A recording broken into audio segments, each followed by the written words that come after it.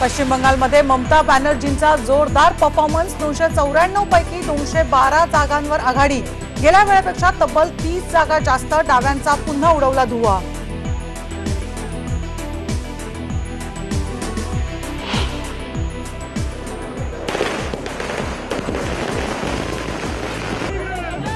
तमिळनाडूत जयललितांनी चुकीचे ठरवले एक्झिट पोल्स। अम्मा पुन्हा सत्तेत येणार, पण प्रमुखच्या जागांमध्ये लक्षणीय वाढ।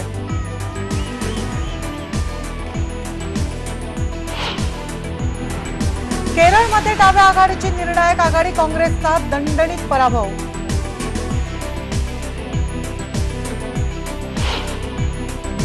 आसामच्या इतिहासात पहिल्यांदाच भाजप सरकार येणार। आसाम गण परिषदची युती करणं ठरलं फायदेशीर। संघाच्या कार्याचा भाजपला चांगलाच फायदा।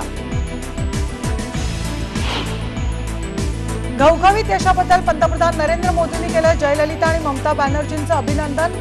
आसाममधल्या यशाबद्दल भाजप कार्यकर्त्यांना दिल्या शुभेच्छा।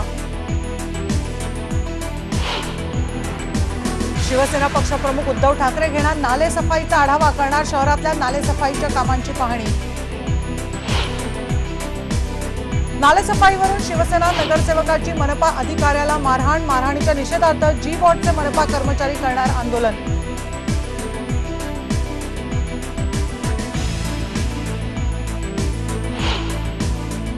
महिलांचा गाभारा प्रवेशाचा मुद्दा नाशकात पुन्हा गाजणार। तृप्ती देसाई कपालेश्वर मंदिरात करणार प्रवेश।